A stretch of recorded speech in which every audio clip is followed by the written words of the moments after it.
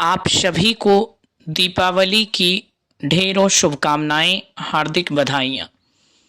सज्जनों, दीपावली का ये महापर्व प्रकाश के महापर्व के रूप में मनाया जाता है। दीपावली का यह महापर्व हम सब बड़े ही धूमधाम और अत्यंत उत्साह के साथ मनाते हैं। आइए हम जानते हैं कि दीपावली के इस महापर्व में माता लक्ष्मी के साथ गणेश जी की पूजा क्यों होती है।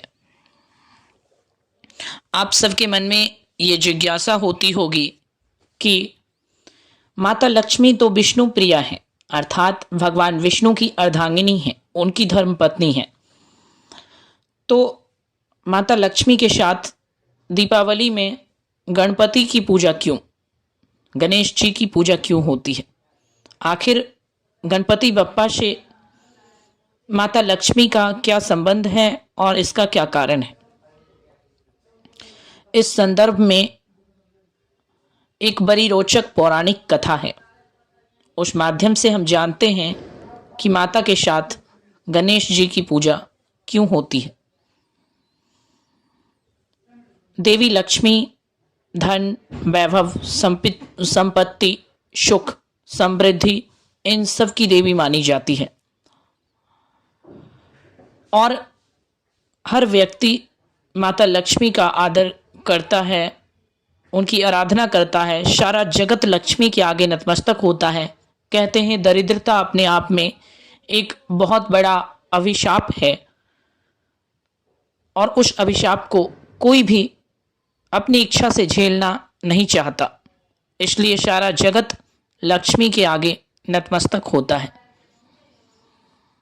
एक बार की बात है, माता लक्ष्मी धरती पर अपने अनगिनत भक्तों की संख्या देखकर वैकुंठ में भगवान नारायण के चरण कमलों को दबाती हुई बड़ी आनंदित, प्रफुल्लित और प्रसन्न हो रही थी।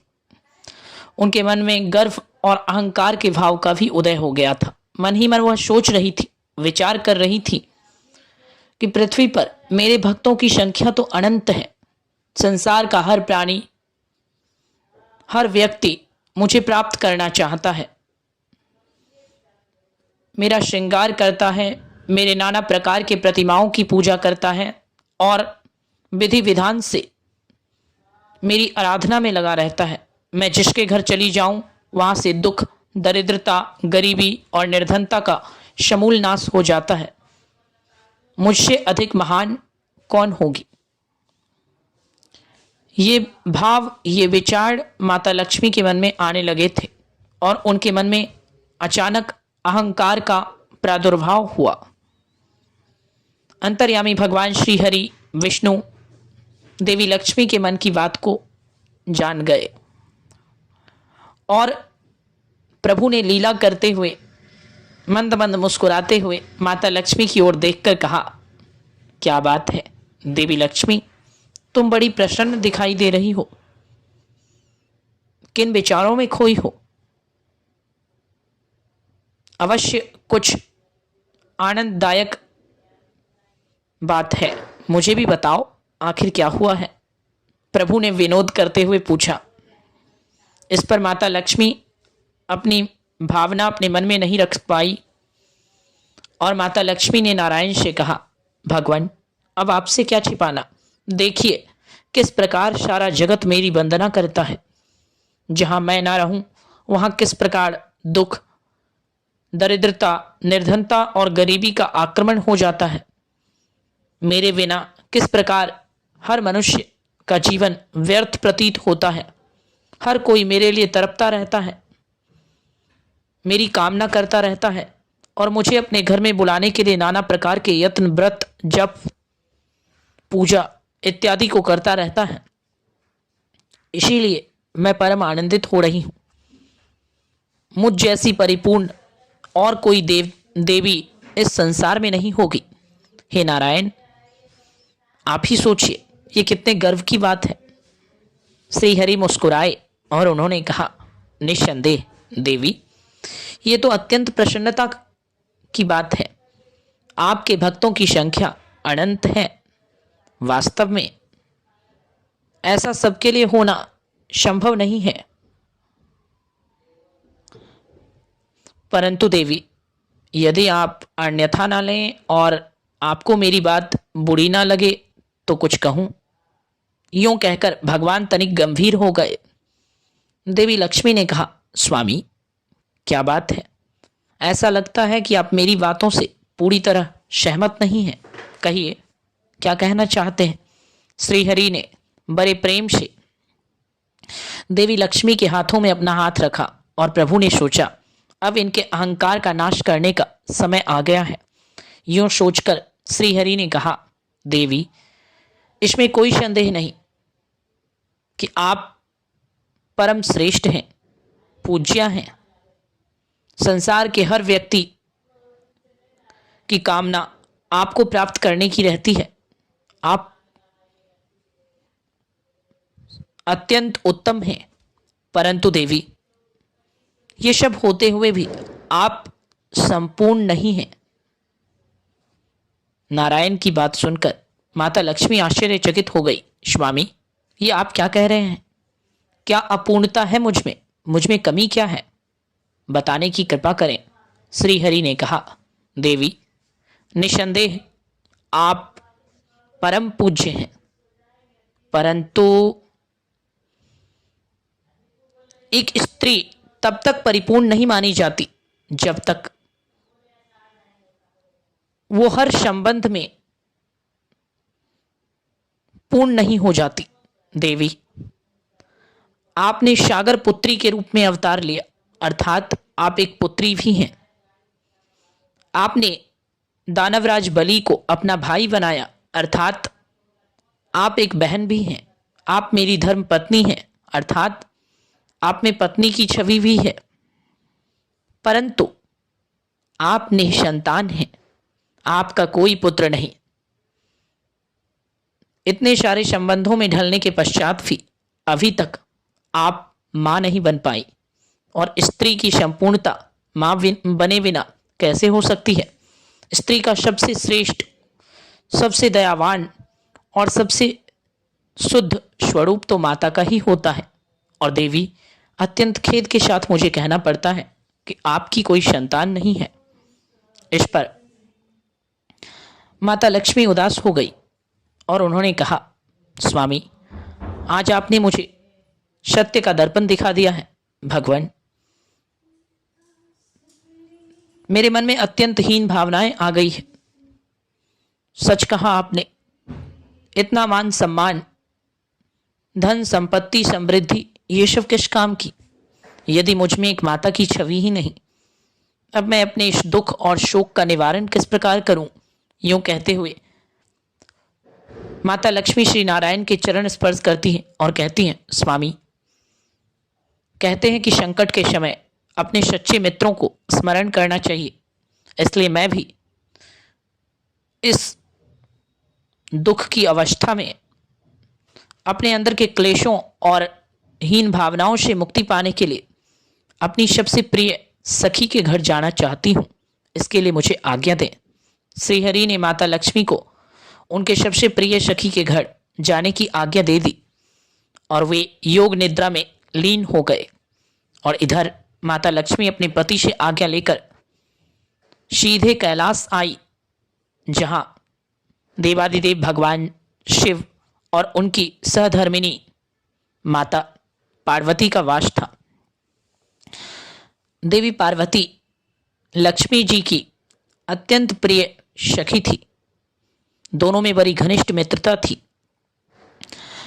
देवी पार्वती देखती हैं, लक्ष्मी जी का मुख मलिन है, उदासी की काली छाया उनके मुखमंडल पर झलक रही थी। ये देखकर देवी लक्ष्मी को बड़ा आश्चर्य हुआ कि माता पार्वती कैलाश के अत्यंत विपरीत वातावरण में शिवगणों और भूतों प्रेतों के साथ रहते हुए भी अत्यंत प्रसन्न है। और देवी पार्वती को भी ये देखकर विचित्र लगा कि जो लक्ष्मी धन, संपत्ति और वैभव की प्रतीक मानी जाती है, जो सदैव सिर उठाकर चलती थी, जिनके मुख पर सूर्य के समान दिव्य तेज, चेहरे पर कांति और अंग अंग में सुंदरता थी, जो आती थी तो 16 श्रृंगारों से लदी हुई, स्वर्ण आभूषणों से लदी हुई रहती थी। वो आज इतनी दुखी, इतनी उदास, और उनका मुख इतना मलिन क्यों है? जब देवी पार्वती ने लक्ष्मी से इस दुख और उदासी का कारण पूछा, तो देवी लक्ष्मी रो रो कर पार्वती जी के गले लग गई और पार्वती जी से कहने लगी, सखी, आज तक मैं इस भ्रम में थी कि मैं सर्वश्रेष्ठ देवी हूँ, सारा संसार मेरे आगे झुकता है, मैं संपूर्ण हूँ, मुझ में कोई कमी नहीं। परंतु मेरे पति श्री हरि नारायण ने मुझे सत्य का ज्ञान कराया और उन्होंने बताया कि मैं संपूर्ण नहीं, मेरे पास भी कमी है। और वो कमी ये है कि मैं संसार की दरिद्रता और दुख को दूर करने वाली देवी होते हुए भी अभी तक मैं मां नहीं बन पाई। देवी, मैं बांझ हूं, मैं निसंतान हूं, और जब तक एक स्त्री बांझ हो, निसंतान हो, तब तक वो संपूर्ण कैसे हो सकती है? इस प्रकार कहकर देवी लक्ष्मी पार्वती जी के गले से लगकर फूट फूट कर रोने लगी।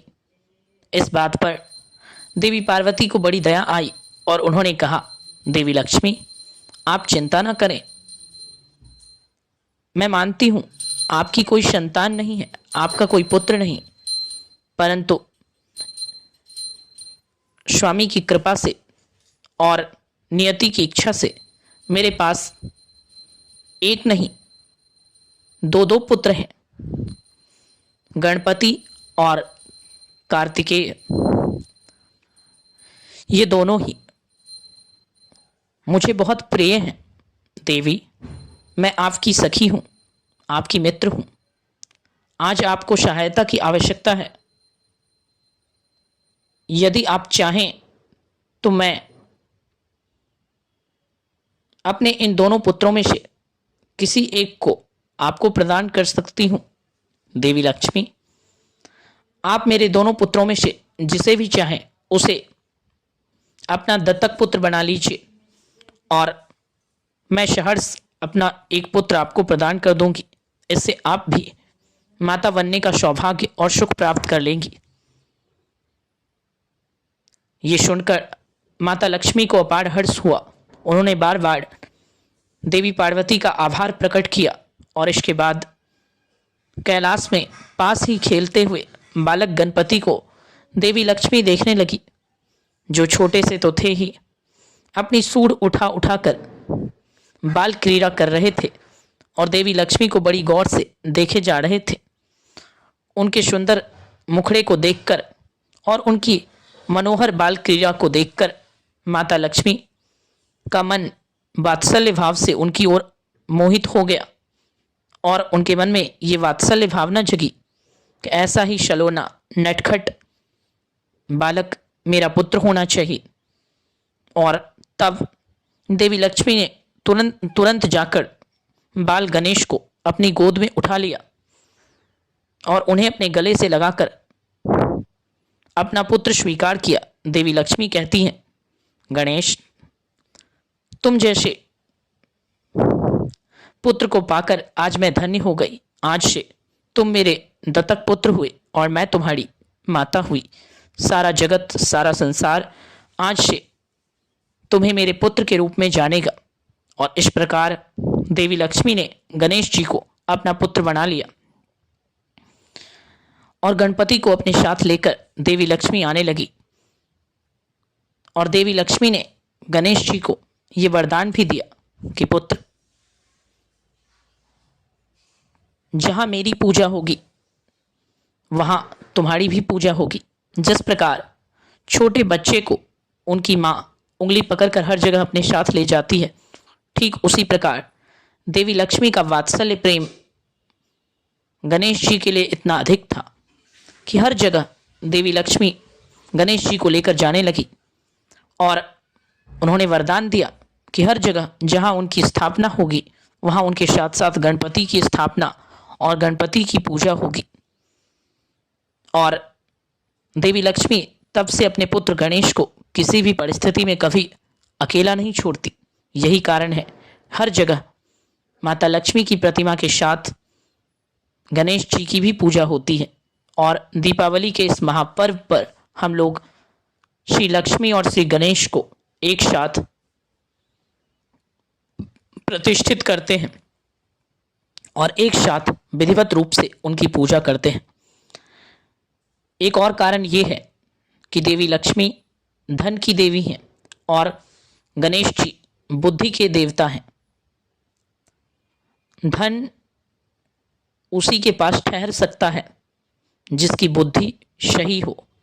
यदि बुद्धि विपरीत हो जाए तो धन का विनाश होने में समय नहीं लगता। इसलिए बुद्धि के प्रतीक गणेश जी जहाँ होंगे वहीं धन अर्थात लक्ष्मी का वास होगा। अन्यथा जहाँ बुद्धि ही ना होगी वहाँ धन, संपत्ति और समृद्धि कदापि नहीं हो सकती। अपितु जिसकी बुद्धि भ्रष्ट हो जाए वो धनवान से भी निर्धन और कंगाल हो सकता है।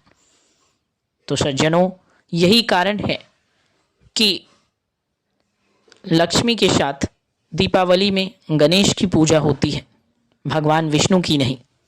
इस प्रकार इस पर्व में हम सभी लक्ष्मी गणेश की पूजा करते हैं। एक बार फिर आप सबको दीपावली के महापर्व की ढेरों शुभकामनाएं।